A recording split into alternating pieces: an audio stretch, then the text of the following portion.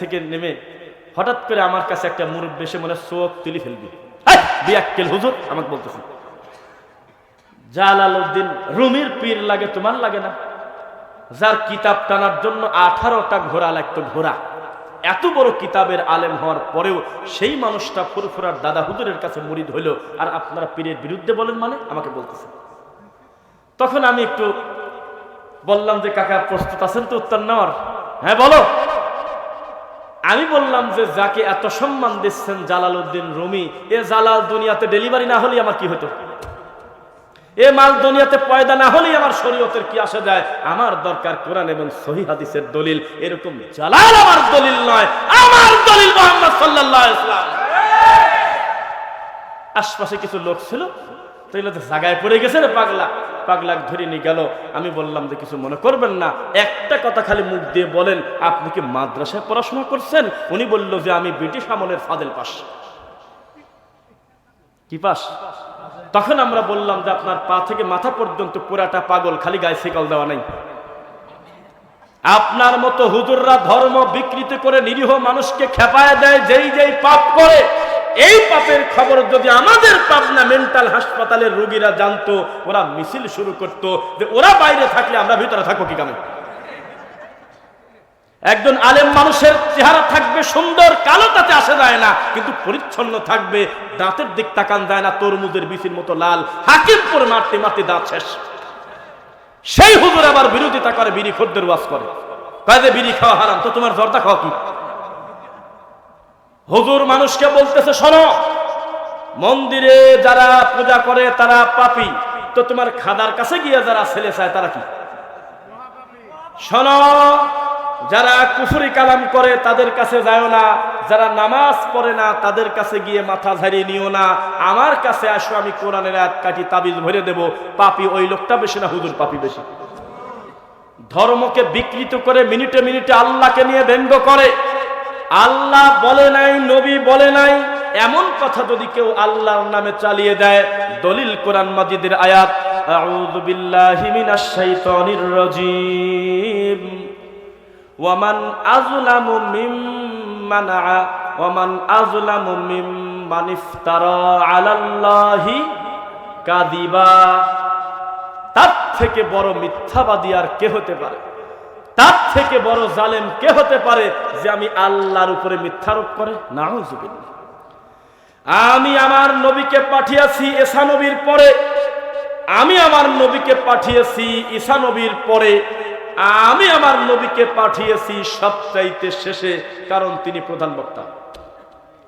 আর এই কানা মুফতি বলতেছে না, নবী আগেই সৃষ্টি ছিল ময়ূর আকারে, তখন আদম সৃষ্টিই হয় নাই, আদম ক্ষমাই পাইছে নবীর জন্য। নাউযুবিল্লাহি মিন যালিক। কিসের সাথে কি লাগায় দিল? এবার আপনি রেডি যদি হন, তাহলে পুরোটা বক্তব্য এখন একটা একটা করে সিরিয়ালে বেদাতের সিরিয়াল দেব, হজম করতে পারবেন তো ইনশাআল্লাহ? রাগ করবেন না আপনি। এতদিন শুনেছেন নামাজের পরে যদি কেউ সম্মিলিত মোনাজাত করে সেটা বিদাত হয়। আজকে শোনেন বিদাতির তাকদীর কত খারাপ। এক মোনাজাতের বিদাতের কারণে আল্লাহর পক্ষ থেকে তার প্রতি গজব নাজিল হয়েছে। এক সুবহানাল্লাহ 33, আলহামদুলিল্লাহ 33, আল্লাহু আকবার 33, অথবা 34 আর 33 যদি বলে, লা ইলাহা ইল্লাল্লাহু ওয়াহদাহু লা শারীকা লা লাহুল মুলকু ওয়া লাহুল হামদু ওয়া আলা কুল্লি শাইইন কদির, পড়ার সাথে সাথে নবী বলতেছে, আরে সমুদ্রের ফেনা পরিমাণ পাপ হলেও তার ক্ষমা হয়ে গেছে।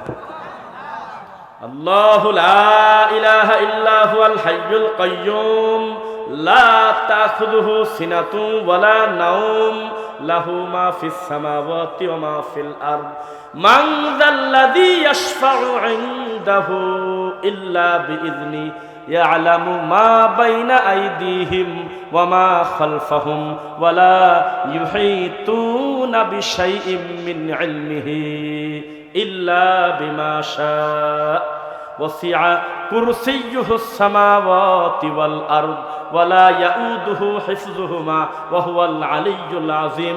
2 মিনিটও লাগে নাই, আল্লাহর নবী বলছে মরলেই জান্নাতে চলে যাবে, খালি মরাবাদ আছে।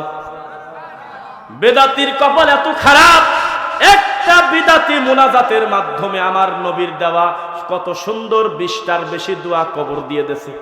তার তকদিরে এই ফজিলত নাই। আসসালামু আলাইকুম রহমতুল্লাহ, আসসালামু আলাইকুম রহমতুল্লাহ, কি জানি করে বলতেছে বিহাক্কে লা ইলাহা ইল্লাল্লাহ। আর মুনাজাতের তো বিভিন্ন স্টাইল আছে, বিভিন্নই। আমি একটা লোককে বললাম যে আপনি মুনাজাত করতেছেন একা একা, এটা আলহামদুলিল্লাহ ভালো, পার্সোনালি যদি আল্লাহকে কিছু চাইতে চান চাওয়া যায়, কিন্তু আপনি এইরকম করলেন কেন, এরকম বললেন কেন?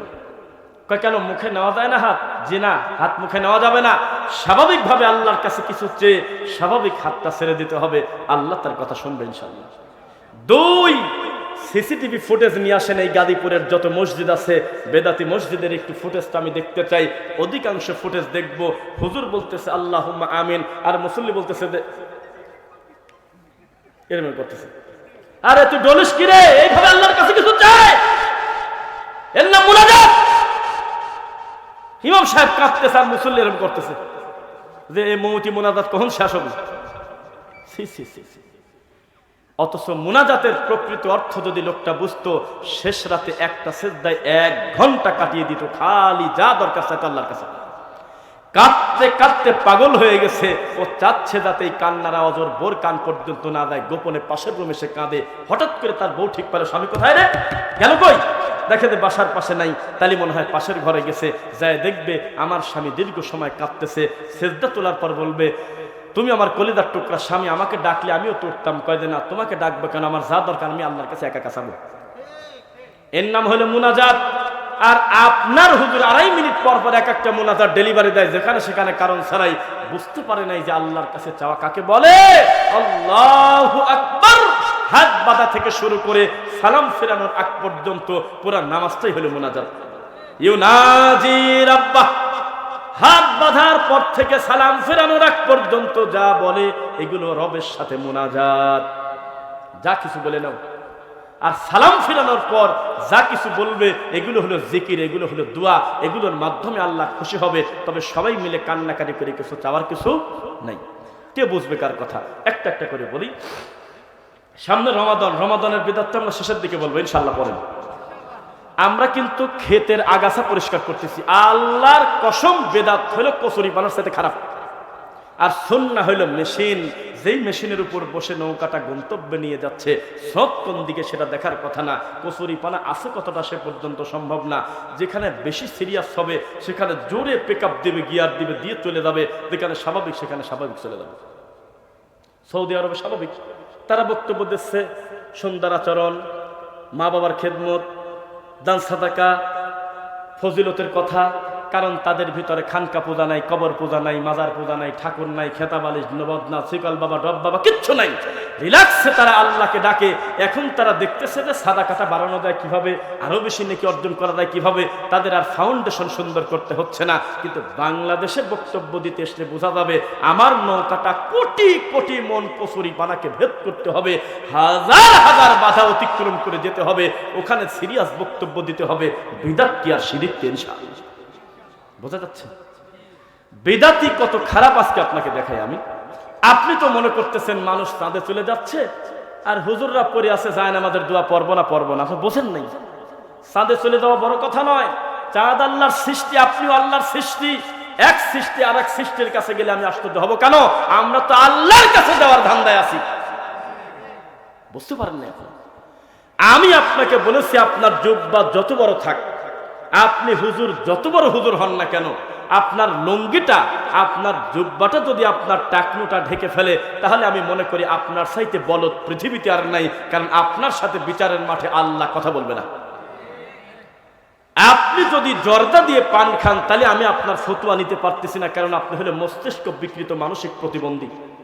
আপনি বউকে মা বলতে পারেন, এটা অস্বাভাবিক কিছু না, ডোজ যদি বেশি করে দেয়।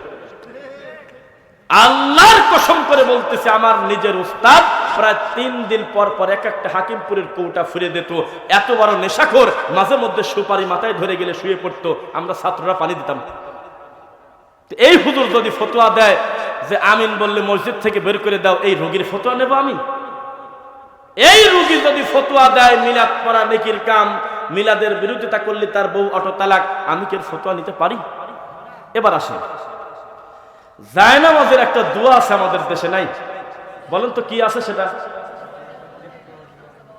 ইন্নী ওয়াজ্জাহাতু ওয়াজহিয়া লিল্লাযী ফাতারাস সামাওয়াতি ওয়াল আরদা হানিফা ওয়া মা আনা মিনাল মুশরিকিন। রেডি আছেন তো সবাই? সংখ্যার বিবেচনা সত্যের মাপকাঠি, ঠিক কিনা বলেন? আরে এমনি ঠিক কয়, সংখ্যা দিয়ে সত্য বিচার করা যাবে না। এখানে যে কয়জন মানুষ আছেন, আমি আশা করতেছি আল্লাহ আপনাদেরকে ভালোবাসেন জন্য দিনের দুইটা কথা শোনাচ্ছেন, আলহামদুলিল্লাহ। গুরুত্ব দিয়ে শুনবেন কথা।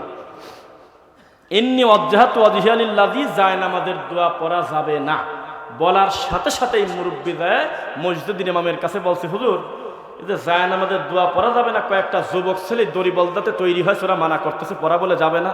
তো হুজুর আবার জুমার নামাজে করছে, দেখছেন লামাঝাবিরা কত খারাপ, দেখছেন এই দেখেন কোরআনে লেখা আছে ইন্নী ওয়াজ্জাহতু ওয়াজহিয়া লিল্লাযী ফাতারাস সামাওয়াতি ওয়াল আরদা হানিফাও ওয়া মা আনা মিনাল মুশরিকিন।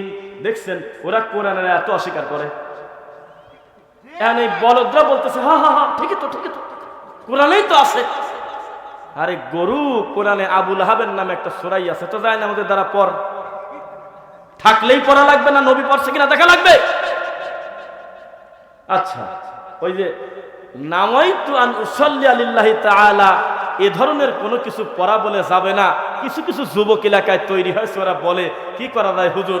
এই হুজুর মুফতি তখন বলতেছে ইন্নামাল আমালু বিন্নিয়াত, নিয়তের উপরে আমল নির্ভর করে। তখন মুসল্লিরা বলল, বাহ, নিয়তের পক্ষে তো বুখারীর হাদিস রে, তাও আবার শুরুই করছে এই হাদিস দিয়ে। তখন পাবলিক খেপে গেল, আর করে কত বড় সাহস, নিয়তের কথা তো বুখারীতে আছে। হুজুর এতে ওরা বলতেছে যে নামাজের পরে বলে মোনাজাত করা যাবে না, কি করা যায়? ওরা বোঝে না। এই দেখো নবী বলতেছে আদ-দুআ ও মুখল ইবাদা, দোয়া হলে ইবাদতের মূল। গরুরা বলতেছে আল্লাহু আকবার, পরে ওই ছেলেকে ধরে বলে সারা বুঝিস না কিছু না, দোয়া বলে ইবাদতের মূল, নামাজই তো হয় না দোয়া ছাড়া। এই পাবলিক আর মুফতি হলে ওই জাতি। আমি বানায় বললাম মনে হয়, মানে কোরআনের আয়াত পড়ে ঠিক আছে, কিন্তু অর্থ দেওয়ার বাপের মতো ডেলিভারি দেয়। হাদিসটা পড়তেছে মুখ দিয়ে, অস্বীকার করবো না, জের জবর সব ঠিক আছে, কিন্তু অর্থটা করতেছে চরমনার পীরের মতো। বুঝতেছেন না?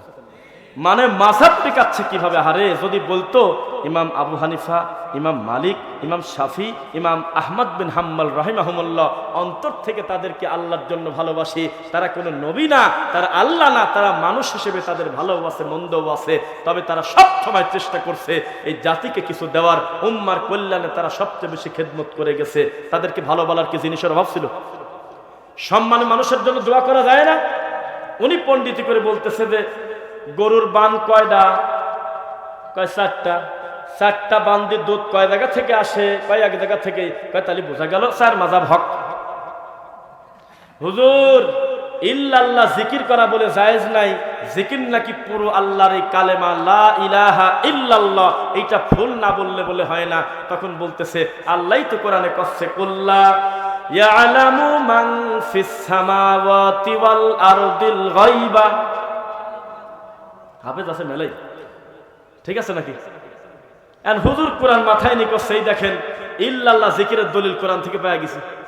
তার লোকজন বলছে আসলেই তো তাই, কোরআন তো আছে, তো কোরআনে আছে। এরপরে বলতেছে হুজুর আমার নবী মুহাম্মদ সাল্লাল্লাহু আলাইহি ওয়াসাল্লামের সম্মান নাকি সবার ঊর্ধ্বে, কথা ঠিক, তবে তিনি সৃষ্টি নাকি মাটির তৈরি, কথা হুজুররা বলে। কিছু লোক বলে কি করা যায়? ভাই ফিতনাবাজ। এই দেখো কোরআনে লেখা আছে কদ জাআকুম মিনাল্লাহি নূর ওয়া কিতাবুম মুবিন। আছে আছে, কই দেখো মুহাম্মদ সাল্লাল্লাহু আলাইহি ওয়াসাল্লাম নূর। তার লোকজন বলতেছে দেখছো দেখছো কি কামনা করতেছে, কোরআনের বিরুদ্ধে গেছে। এভাবে আম সাধারণ পাবলিককে খেপায় দেয়। মিথ্যা বললাম নাকি? আমি আমার দাদাকে বললাম, দাদা বারবার বলতেছেন কোরআন শরীফের ইয়াসিন আমার মুখস্থ, কোরআন শরীফের সূরা নাজিয়াত আমার মুখস্থ, কোরআন শরীফের লাস্টের 30 নম্বর পারা আমার মুখস্থ। কিছু মনে করবেন না দাদা, শরীফ না বলে মাজিদ বলবেন, কোরআন শরীফ বলা যাবে না, কোরআন কারিম বলবেন।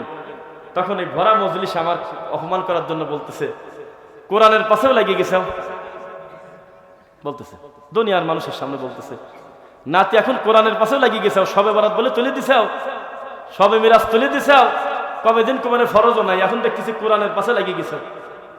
তাকে কি করে বোঝাবো? শরীফ আল্লাহর দেওয়া নাম নয়, নবী বলে নাই, আল্লাহ নিজে বলতেছে বাল হুয়া কুরআনুম মাজিদ ফি লাওহিন মাহফুজ ইন্নাহু লাকুরআনুন কারীম। নাই, তাহলে কোরআনের নামটা কি? এটা কোরআন আল্লাহ কালাম না? তো তিনি তো বলে দিয়েছে যে আমার কোরআনকে এই নামে ডাকো। আমাদের হুজুররা বলল আমাদের পছন্দ হলো না, কোরআন শরীফ। মিথ্যা বললাম? এবার দেখেন, আমার একজন ভালোবাসার মানুষ এখানে আছে, জাগতিক ব্যাপার। তিনি ওই আমাকে নিচে বসায় রেখে তিনি উপরে বসতে চাচ্ছে না সোফায়। এটা একটা আদব দেখাচ্ছে, তাই তো নাকি? তা আমি বললাম যে না, আপনি উপরেই বসে থাকেন, এত বেশি আদব দেখাতে হবে না, এটা সুন্নাহ নয়, আপনি আপনার গতিতে বসে থাকেন। শুনতেছেন নাকি? আমাদের সমাজে কি করে জানেন? হুজুরদেরকে বেশি সম্মান দিতে গিয়ে চট্টগ্রামে একটা মাহফিলে আমি বক্তব্য শেষ করার পরে বলতেছে, হুজুর আপনার মোবাইল নাম্বার মোবারকটাকে একটু হবে কি? মোবাইল নাম্বার মোবারক।